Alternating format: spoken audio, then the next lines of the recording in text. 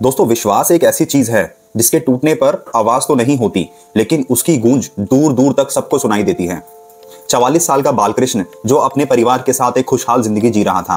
परिवार में सब कुछ था, पैसों की भी कोई कमी नहीं थी और किसी चीज की कोई कमी नहीं थी। फाइनेंशियली फैमिली काफी स्ट्रांग थी। लेकिन 20 अक्टूबर 2024 को बालकृष्ण के परिवार की सारी खुशियां मातम में बदल जाती हैं। बालकृष्ण की अचानक से तबीयत बिगड़नी शुरू हो जाती है। बालकृष्ण के घर वाले उसको तुरंत हॉस्पिटल ले जाते हैं। हॉस्पिटल ले जाने के बाद डॉक्टर उसकी जांच करते हैं, पूरे शरीर की सही से इसकी इन्वेस्टिगेशन करते हैं। अब जब रिपोर्ट आती है तो रिपोर्ट सुनने के बाद सब हिल जाते हैं। डॉक्टर ने बताया कि बालकृष्ण को ब्लड कैंसर है और वो भी 3rd स्टेज में पहुंच चुका है। तो अब बालकृष्ण को हम ठीक नहीं कर सकते और हम क्या, इनफैक्ट कोई हॉस्पिटल, कोई डॉक्टर अब इस स्टेज पर बालकृष्ण को ठीक नहीं कर सकता क्योंकि वह 3rd स्टेज पे पहुंच चुका है। और डॉक्टर कहते हैं कि हम कुछ पेन किलर्स दे रहे हैं, जब ज्यादा दर्द होगा तो आप इनको पेन किलर्स दे सकते हैं। अब बालकृष्ण के घर वाले बालकृष्ण को घर लेकर आ जाते हैं और उसको नॉर्मल तरीके से उसकी देखभाल करते हैं। अब कुछ दिनों बाद दिन पे दिन बालकृष्ण की हालत और ज्यादा खराब होती चली जाती है और फिर एक दिन बालकृष्ण इस दुनिया को छोड़ के चला जाता है। अब जब बालकृष्ण की सांसें थम चुकी थी, वो इस दुनिया को छोड़ के जा चुका था, तो बालकृष्ण के घर वाले उसके अंतिम संस्कार की तैयारी करते हैं। फिर जब यह सब हो रहा था, घर में सारे परिवार आ चुके थे, परिवार वाले, गांव वाले सब यह सुन के हैरान थे कि अचानक ऐसा कैसे हो गया बालकृष्ण के साथ। अब अंतिम संस्कार से कुछ घंटों पहले बालकृष्ण के भाई के दिमाग में आता है कि पिछले महीने तक मेरा भाई बिल्कुल ठीक था, उसको कुछ भी नहीं हुआ था और अचानक से इन्हीं 20 से 25 दिनों में उसको अचानक से कैसे ब्लड कैंसर हो गया और कैसे अचानक से वो 3rd स्टेज में भी पहुंच गया। अब बालकृष्ण का भाई यह सब सोच रहा था, उसको इसके पीछे की कोई गहरी साजिश लग रही थी। तो बालकृष्ण का भाई सोचता है कि क्यों ना घर में लगे सीसीटीवी कैमरा को चेक किया जाए। अब बालकृष्ण का भाई जब सीसीटीवी कैमरा चेक करता है तो वह कुछ अलग देखता है। वह देखने के बाद तुरंत पुलिस को कॉल करता है। पुलिस आती है, इन्वेस्टिगेशन करती है और इन्वेस्टिगेशन में जो निकल के आता है वह बालकृष्ण के घर वाले ही नहीं, वह सब देखकर पुलिस भी हैरान हो जाती है। पुलिस के भी पैरों तले जमीन खिसक जाती है।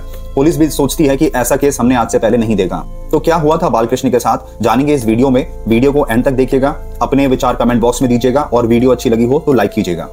20 अक्टूबर 2024 कर्नाटका के करकुल्ला तालुक इलाके में एक फैमिली रहा करती थी। इस फैमिली में 44 साल का बालकृष्ण अपनी पत्नी, माता पिता और भाई बहन के साथ एक खुशहाल जिंदगी जी रहा था। परिवार में किसी चीज की कमी नहीं थी। परिवार फाइनेंशियली भी स्ट्रांग था, किसी चीज की कोई दिक्कत नहीं थी। फिर अचानक से अक्टूबर 2024 में बालकृष्ण की तबीयत खराब होनी शुरू हो जाती है। शुरू में उसके पेट में दर्द होता है। वह अपने घर वालों को बताता है। घर वाले सोचते हैं कि शायद मौसम चेंज होने की वजह से थोड़ा तबीयत खराब है और बुखार है। तो बालकृष्ण के घर वाले लोकल डॉक्टर को बुलाते हैं और बालकृष्ण को दवाई दे देते हैं। अब बालकृष्ण को डॉक्टर की दवाई से कोई आराम नहीं होता और उसकी तबीयत और ज्यादा खराब होती चली जाती है। उसको अब वॉमिटिंग होना शुरू हो जाती है। तो अब बालकृष्ण के घर वाले उसको एक पास के ही एक हॉस्पिटल में एडमिट कराते हैं। हॉस्पिटल में ले जाने के बाद हॉस्पिटल वाले उसकी पूरी चेकअप करते हैं तो पता चलता है कि बालकृष्ण को जॉन्डिस है, मतलब पीलिया है। अब वो हॉस्पिटल वाले बालकृष्ण को पीलिया की दवाई दे देते हैं और बोलते हैं कि 1 हफ्ते में आपको इससे आराम हो जाएगा। अब बालकृष्ण के घर वाले उसको वापस घर लेकर आ जाते हैं और जॉन्डिस की दवाई देते हैं। लेकिन बालकृष्ण की तबीयत में आराम तो दूर, उसकी हालत और खराब होती चली जाती है। 1 हफ्ते में बालकृष्ण की तबीयत इस कदर खराब हो गई थी कि वह अपने बेड से उठने की हालत में भी नहीं था। अब यह सब देखकर बालकृष्ण के घर वाले घबरा जाते हैं और उसको एक बड़े हॉस्पिटल में लेकर जाते हैं। उस बड़े हॉस्पिटल में जब उसको लेकर जाते हैं, वहां उसकी डॉक्टर अच्छी तरीके से पूरी चेकअप करते हैं, एक एक चीज की इन्वेस्टिगेशन करते हैं, बॉडी की सब चीज की जांच करते हैं। और जांच करने के बाद फिर डॉक्टर बालकृष्ण के घर वालों को एक ऐसी बात बताते हैं जिसकी शायद उन्होंने कभी उम्मीद भी नहीं करी थी। डॉक्टर बालकृष्ण के घर वालों को बोलते हैं कि बालकृष्ण को ब्लड कैंसर है और वो भी 3rd स्टेज पर है, जो कि हम क्या, कोई भी डॉक्टर अब इस बीमारी को 3rd स्टेज पे है तो उसको कोई ठीक नहीं कर सकता। तो बेटर है कि आप इसको अब घर ले जाओ और हम कुछ पेन किलर्स दे रहे हैं, जब दर्द हो तो इनको ये पेन किलर दे देना, बाकी अब इनको दवाई नहीं दुआ की जरूरत है। अब यह सुन के बालकृष्ण और उसके घर वाले अंदर से हिल जाते हैं कि अचानक ऐसे कैसे हो गया। ऑब्वियस सी बात है, कोई भी माँ बाप अपने बच्चे को ब्लड कैंसर, वो भी 3rd स्टेज में, अचानक से यह सुनने के साथ झटका तो लगता है। अब बालकृष्ण भी अंदर से टूट चुका था। अब बालकृष्ण के घर वाले उसको वापस घर लेकर आ जाते हैं और उसकी सेवा करते हैं। फिर 20 अक्टूबर 2024 को बालकृष्ण के घर वाले किसी काम से बाहर जाते हैं और घर पे सिर्फ बालकृष्ण और उसकी पत्नी प्रतिमा थी। अब शाम के वक्त प्रतिमा का फोन बालकृष्ण के माँ बाप को जाता है और वह फोन पर फूट फूट कर रोने लगती है और कहती है कि मम्मी पापा आप जल्दी घर आ जाओ और बालकृष्ण को कुछ हो गया है। अब जब उसके घर वाले, माता पिता और भाई सब घर आते हैं तो देखते हैं कि बालकृष्ण की सांसें थम चुकी थी, उसका शरीर ठंडा पड़ चुका था। अब यह देखकर सारे घर वाले, माता पिता, भाई बहन सब फूट फूट कर रोने लगते हैं। आसपास के परिवार वालों को, रिश्तेदारों को फोन किया जाता है, सबको बहुत दुख होता है, सब शोक मनाते हैं।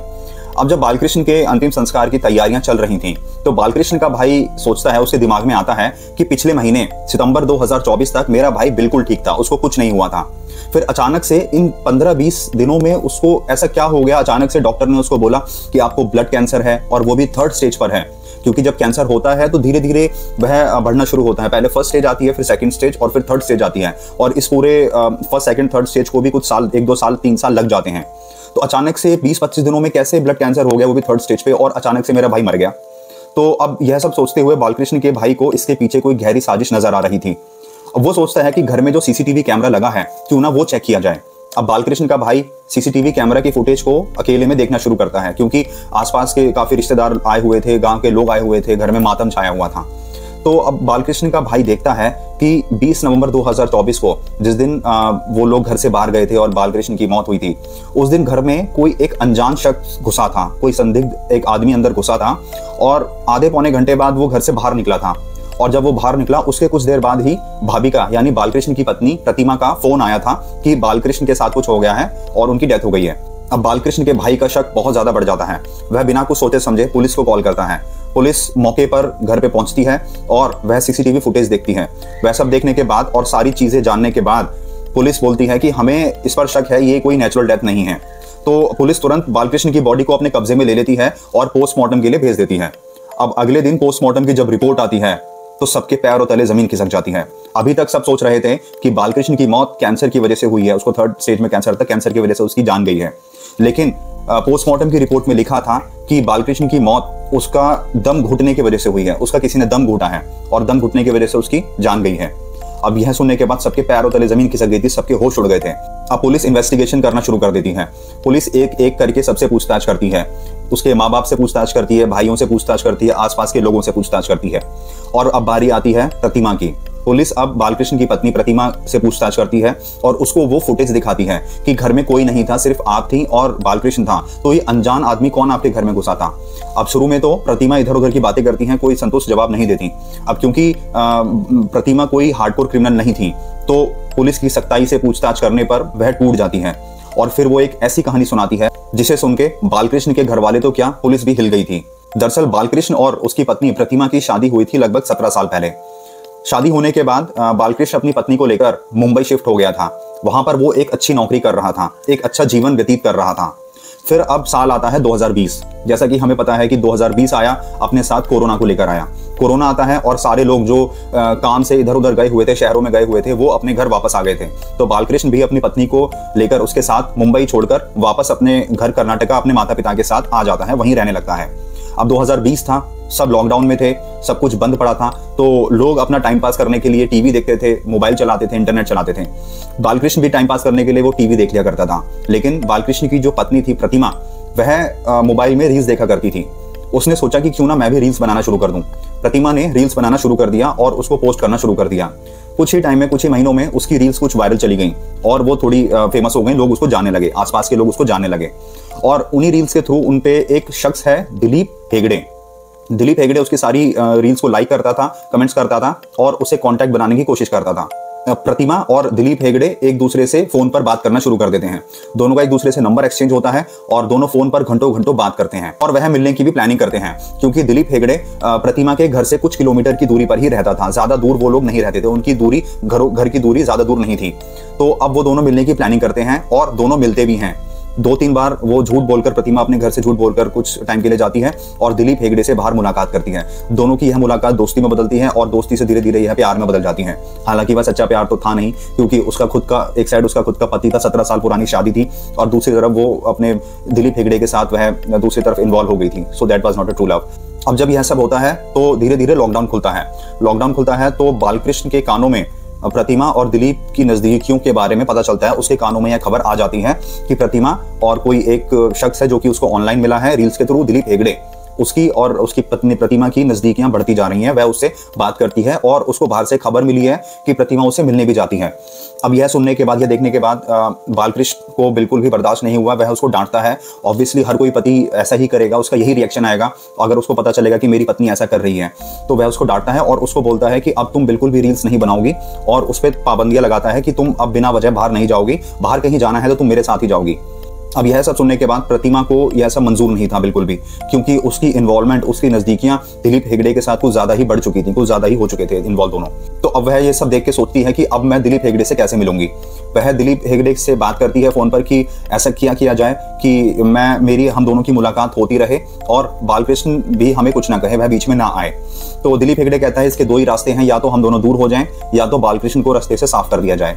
अब प्रतिमा को यह बिल्कुल मंजूर नहीं था कि वह दूर हो जाए दिलीप हेगड़े से, क्योंकि वह दिलीप हेगड़े से, उसको अच्छा लगता था मिलना दिलीप हेगड़े से।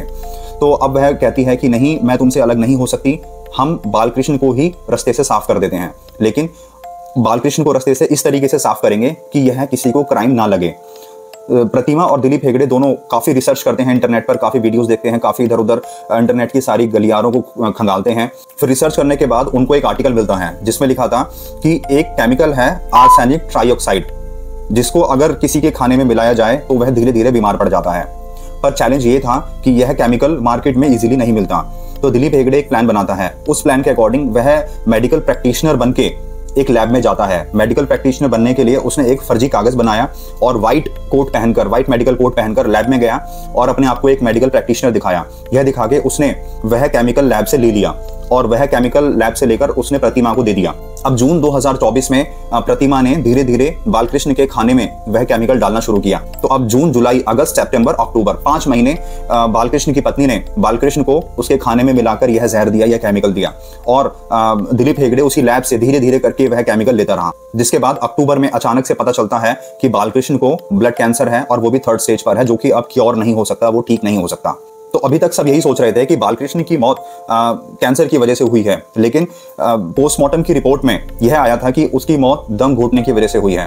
तो अब यहाँ पर प्रतिमा ने सच बताया कि हम काफी दिनों से इंतजार कर रहे थे कि कब बालकृष्ण की जान जाएगी, कब इसकी मौत होगी, और हम इतने महीनों से इसको यह दवाई दे रहे हैं पर कुछ अभी तक नहीं हो रहा, सिर्फ तबीयत ही खराब हुई है और कैंसर हुआ है। अब प्रतिमा के सब्र का बांध टूट चुका था, तो उसने सोचा कि ये ऐसे नहीं मरने वाला है, हमें ही कुछ करना होगा। अब वह मौके का इंतजार करने लगी।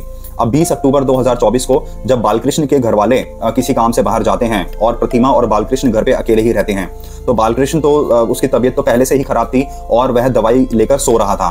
तो अब प्रतिमा अपने बॉयफ्रेंड दिलीप हेगड़े को कॉल करके घर पे बुलाती है। दिलीप हेगड़े घर आता है और प्रतिमा और दिलीप हेगड़े दोनों मिलकर बालकृष्ण के मुंह पर तकिया रखकर उसका दम घोट देते हैं, जिसके बाद उसकी सांसें थम जाती हैं, उसकी जान चली जाती है। यह कहानी सुनने के बाद सबका दिल दहल गया। बालकृष्ण के घर वाले तो बिल्कुल ही पागल से हो गए थे। उनको लगा कि यह हमारी बहू के रूप में कौन हमारे घर में आ गई है, जिसने हमारे बेटे की ही जान ले ली। फिर पुलिस ने बताया कि अगर बालकृष्ण के भाई को शक नहीं होता और वह अंतिम संस्कार से पहले कैमरा चेक नहीं करता और हमें नहीं बताता, और अगर बालकृष्ण का अंतिम संस्कार हो जाता, तो इस क्राइम का खुलासा कभी नहीं हो पाता और प्रतिमा और दिलीप हेगड़े बच जाते। तो दोस्तों, ये थी आज की कहानी, जिसमें एक शादीशुदा औरत ने, जिस शादीशुदा पत्नी ने गैर मर्द के साथ संबंध बनाने के लिए अपने पति की ही जान ले ली, और जिसकी प्लानिंग इस तरीके से की गई जिसकी कोई शायद कल्पना भी नहीं कर सकता। तो दोस्तों, अपना ख्याल रखिए, अपनी फैमिली का ख्याल रखिए, किसी पर भी ब्लाइंडली ट्रस्ट मत कीजिए। तो ऐसे ही ट्रू क्राइम स्टोरीज देखने के लिए वीडियो लाइक करके चैनल सब्सक्राइब कर दें, बेल आइकन प्रेस कर दें, जिससे नेक्स्ट वीडियो आपसे मिस ना हो।